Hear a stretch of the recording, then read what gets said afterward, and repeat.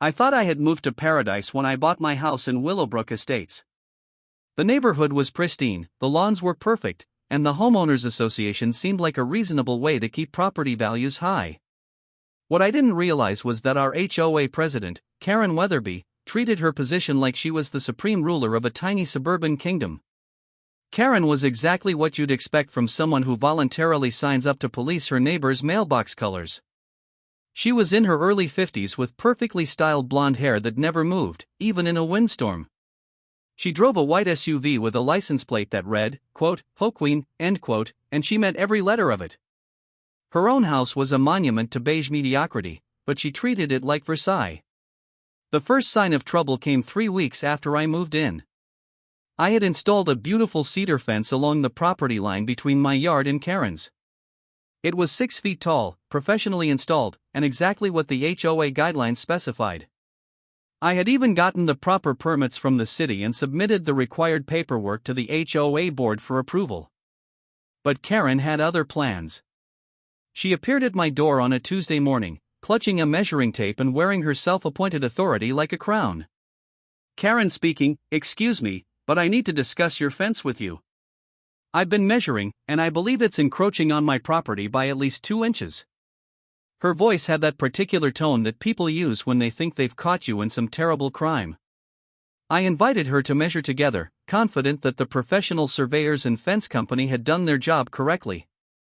We walked the property line with my original survey documents, and sure enough, the fence was exactly where it should be, 3 inches inside my own property boundary. I showed her the paperwork, the permits, everything. Karen speaking, "Well, I don't care what your little papers say. That fence looks wrong to me, and as HOA president, I have the authority to make these determinations. I want it moved or I'll have it removed myself."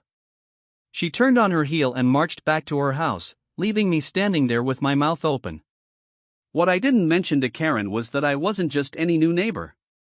I had recently sold my consulting firm for a sum that most people would consider life-changing, and I had spent 15 years helping corporations navigate complex legal and regulatory challenges. I understood rules, systems, and how to work within them to achieve desired outcomes. Over the next few days, I tried the reasonable approach. I sent Karen copies of the survey, the permits, and even had the original surveyor come back to re-verify the measurements. Everything confirmed that the fence was exactly where it belonged. I thought surely this would resolve the matter. I was wrong. Karen escalated immediately. She filed a formal complaint with the HOA board, claiming that my fence violated multiple guidelines. When the board meeting came around, she presented a PowerPoint presentation titled, quote, "Property Line Violations and Neighborhood Integrity," end quote, complete with photographs she had taken from every conceivable angle. The other board members looked uncomfortable as Karen declared that my fence was, quote, "a blight on the community standards," end quote, and demanded its immediate removal. When I presented my documentation, including a letter from a certified surveyor, Karen dismissed it all as, quote, "irrelevant technicalities," end quote, and insisted that her visual assessment was more reliable than any professional measurement. The board voted to table the matter pending further investigation, which I thought was reasonable. Karen did not. She spent the next week going door to door in the neighborhood, gathering signatures on a petition to have my fence removed. She told anyone who would listen that I was, quote, "the kind of person who moves into a nice neighborhood and immediately starts causing problems," end quote. When her petition failed to gain much support, Karen decided to take matters into her own hands. I came home from a business trip to find my beautiful cedar fence lying in pieces in my driveway. Karen had hired a crew to demolish it while I was away, claiming that as HOA president, she had the authority to enforce violations immediately. My security cameras had captured the entire operation. There was Karen, directing the demolition crew like she was orchestrating a military operation. She even brought a folding chair so she could sit and supervise the destruction of my property. The footage showed her clapping when the last section fell. I called the police immediately. The responding officer reviewed the footage and agreed that this was clear destruction of private property. But when they went to speak with Karen, she produced a document she claimed gave her emergency authority to remove violations that posed, quote, "immediate risks to community welfare," end quote. The officer suggested I pursue the matter through civil court. That night, I sat in my backyard looking at the gap where my fence used to be.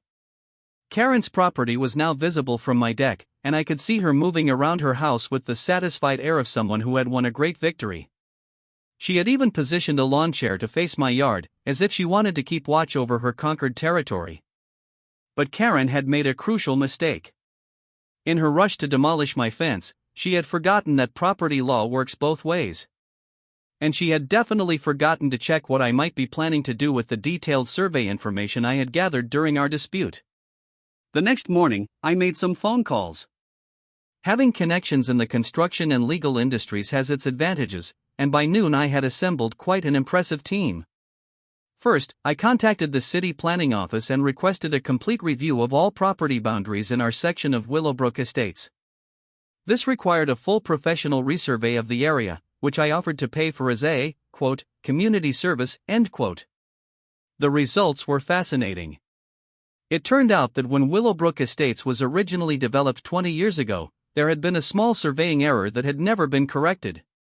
Karen's house, along with her driveway, her prized rose garden, and about 15 feet of what she considered her backyard, was actually on community property that belonged to the HOA itself. But here's where it got interesting. As an HOA member, I had every right to petition for the proper use of community property. And according to the HOA bylaws that Karen loved to quote, any improvements made on community property without proper authorization were considered violations subject to immediate removal. I spent the next week documenting everything. Karen's rose garden, planted on community property. Her extended driveway, poured on community property. Her decorative stone border, installed on community property. Even her precious lawn sprinkler system had lines running through community property without proper easement agreements. The beauty of the situation was that Karen had created the perfect legal framework for her own downfall. She had established the precedent that property violations could be removed immediately without notice. She had demonstrated that HOA presidents had emergency authority to enforce community standards. She had even hired the demolition crew that I now had on speed dial. On Thursday morning, I submitted a formal petition to the HOA board requesting immediate removal of all unauthorized improvements on community property. I included the new survey results, photographs of every violation, and a detailed legal analysis of the relevant bylaws.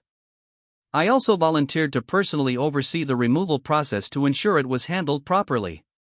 The board meeting that evening was spectacular. Karen arrived expecting to discuss routine business like holiday decorating guidelines and mailbox maintenance schedules. Instead, she found herself facing a room full of neighbors who had just learned that their HOA president had been living partially on community property for 2 decades. When the board president read my petition aloud, Karen's face went through an impressive range of colors. She tried to object, claiming that the new survey was somehow fraudulent, but I had anticipated this. I had hired not just one surveyor, but 3 different firms to verify the results independently. All 3 reached identical conclusions. Karen speaking, "This is ridiculous. I've lived here for 20 years. You can't just decide that my property isn't my property." She was practically shouting now, her carefully styled hair finally showing signs of movement as she gestured wildly. But the law was clear, and Karen had spent months teaching everyone in the room that HOA rules were absolute and non-negotiable. The board voted unanimously to approve my petition, with Karen abstaining due to her obvious conflict of interest. The next morning, while Karen was at her weekly hair appointment, the demolition began. I had arranged for the work to happen quickly and efficiently, just like Karen had done with my fence. The rose garden came up first, 20 years of carefully cultivated blooms loaded into trucks and hauled away. The decorative stone border followed, each perfectly placed rock removed and stacked for disposal. By lunchtime, they were working on the extended driveway. Karen's precious SUV had been parked in what used to be her driveway that morning, but was now revealed to be an unauthorized parking area on community property. We had it towed to the street, perfectly legally, since parking on HOA common areas required special permits that Karen had never obtained. The coup de grace came in the afternoon. The crew discovered that Karen's house foundation extended 18 inches onto community property. According to the HOA bylaws that Karen herself had helped write, this was a major structural violation requiring immediate correction. I was standing in my backyard, supervising the installation of my new fence, when Karen's SUV came screaming into what remained of her driveway. She jumped out and ran toward the demolition crew, but stopped short when she saw the foundation work beginning. The realization hit her all at once. Her rose garden was gone. Her extended driveway was gone. Her house was going to need major foundation work that would cost tens of thousands of dollars. And there I was, calmly watching the installation of my new fence, which was now not just cedar, but a beautiful brick wall that perfectly followed the newly established property line. Karen stood there for a full minute, her mouth opening and closing like a fish out of water, as she finally understood the complete scope of what I had done. She had destroyed my fence claiming it was on her property, so I had measured everything with the HOA and built a wall while she was getting her hair done. The look on her face was the exact moment she realized that her own rules, her own precedents, and her own beloved bylaws had been turned against her with mathematical precision.